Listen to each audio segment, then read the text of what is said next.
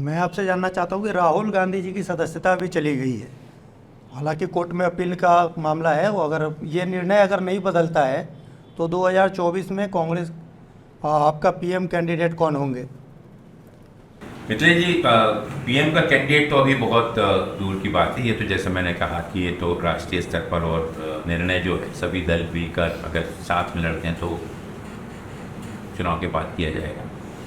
लेकिन राहुल गांधी जी की सदस्यता के बारे में स्पष्ट करता हूँ कि हम सब लोगों ने ये देश की लोकतंत्र और संविधान के ऊपर में एक बहुत बड़ा प्रश्न खड़ा हो गया है कि आप अगर देश में किसी एक व्यक्ति की या सरकार की गलत नीतियों पर अगर प्रश्न उठाते हैं तो आपके उन प्रश्नों के जवाब न देते हुए आपको व्यक्तिगत रूप से टारगेट किया जाता है।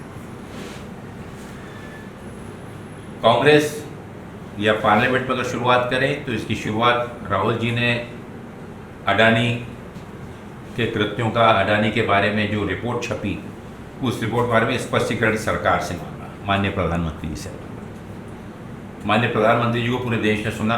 राहुल जी के किए दिए पूछे गए प्रश्नों पर एक भी प्रश्नों का उन्हें जिक्र तक नहीं किया, अडानी का अ तक नहीं कहा या उस रिपोर्ट के बारे में स्पष्टीकरण का एक शब्द भी उन्होंने नहीं कहा। और जिस प्रकार से आप देखते हैं एक नाटकीय तरीके से पूरे देश के सामने में घंटा सवा घंटा उन्होंने पार्लियामेंट में बात की। राहुल जी के ऊपर में आरोप लगाया गया कि उन्होंने विदेश में कोई वक्तव्य किया, उन्होंने कहा कि मुझे मौका दीजिए, मैं उसके बारे में जवाब दूंगा। पार्लियामेंट में भी उनको बोलने का मौका नहीं दिया गया।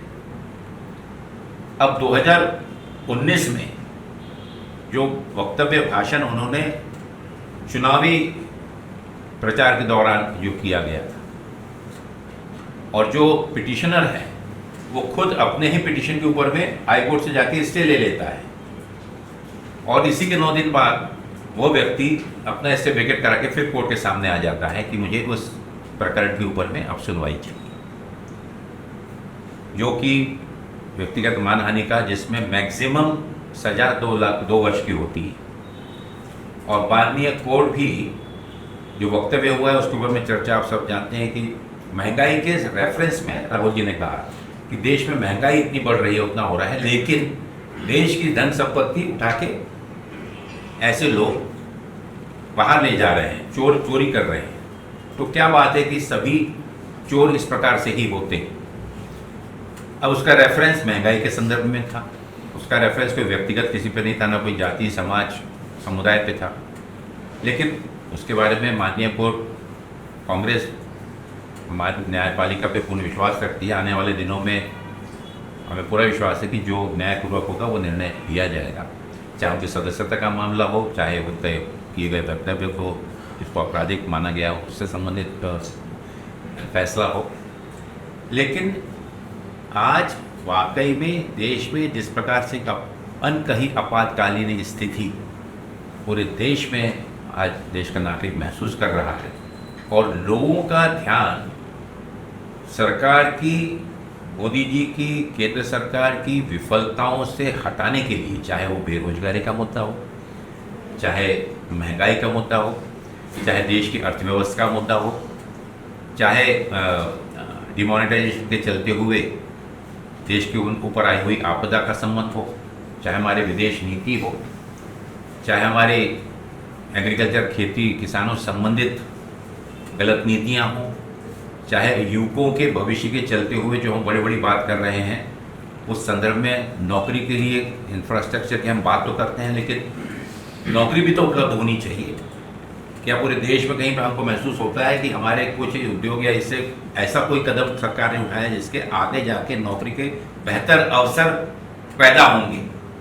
तभी तो आप बेरोजगारी पे, यही सब प्रश्न अलग अलग समय पे, चाहे चाइना का मामला हो, चाहे म्यांमार का मामला हो, चाहे हमारे पड़ोसी देशों से संबंध का मामला हो, चाहे कोरोना के दौरान भी स्वास्थ्य संबंधित मामला हो, तो जो भी फैसले नीतिगत तरीके से लेने चाहिए या जो तुगलकी तरीके से लिए जा रहे हैं या बिना दूर की दृष्टि रखे हुए सरकार जो निर्णय लेगी, उस पर समय समय पर कांग्रेस का विशेष रूप से राहुल जी ने निडरता के साथ में ये आवाजें उठाई।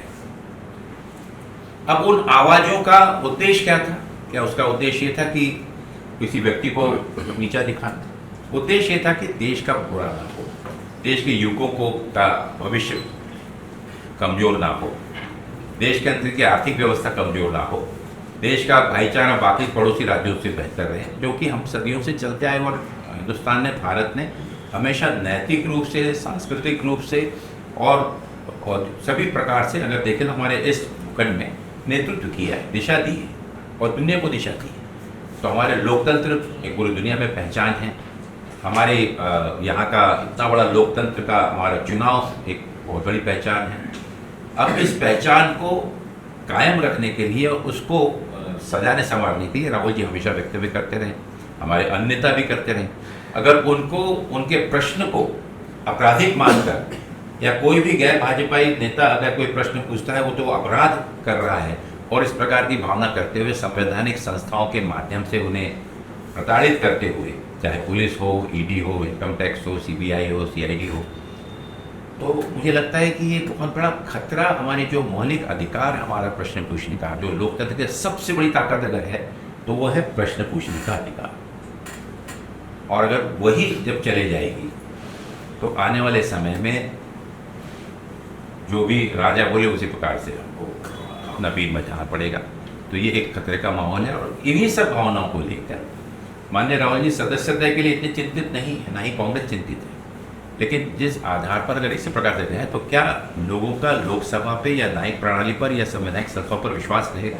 और संवैधानिक संस्थाओं पर ही अगर विश्वास हट गया, चाहे लोकतंत्र हो, प्रजातंत्र भी चलती हो, हमारी चुनाव प्रणाली संस्था हो, चाहे जांच एजेंसी के माध्यम से सीबीआई, सीआईडी और ईडी हो, तो फिर आप क्या होगा? एनआरकी होगी जो अन्य देशों में हम देख रहे हैं, चाहे श्रीलंका हो, पाकिस्तान हो। ऐसा अब देख ही रहे हैं, आप लोग समझेगा। तो सावधान होना आवश्यक है और उसमें हर एक स्तंभ को अपनी अपनी जिम्मेदारी निभाना आवश्यक है। सरकार गठन के लगभग यहाँ पे 3.5 साल हो गए, लेकिन 1-2 बोर्ड निगम को छोड़कर पूरा का पूरा बोर्ड निगम खाली है या काम नहीं कर रहे। क्या सरकार से कांग्रेस की तालमेल नहीं बैठ पा रही है? कार्यकर्ताओं को सम्मान या कार्यकर्ता को जो जिम्मेवारी नहीं मिलनी चाहिए वो नहीं मिल पा रही? नहीं, मैं बिल्कुल रूप से सहमत हूँ आपसे। इस जो कार्यकर्ता है उनका सम्मान होना चाहिए। जहाँ तक तालमेल की बात है, इस बात में स्पष्ट कर दूँ, तालमेल से किसी प्रकार का कोई फर्क नहीं है।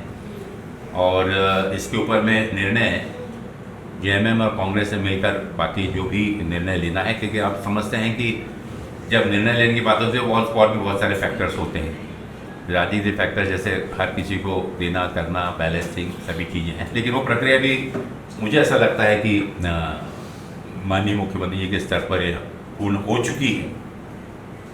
जहाँ तक कांग्रेस का सवाल है, कांग्रेस से भी इस बारे में जो भी पूछताछ और अपनी अनुशंसा करनी है वो कर चुकी है और बहुत जल्दी ही इसके ऊपर में निर्णय आप लोगों को सुनने देखिए।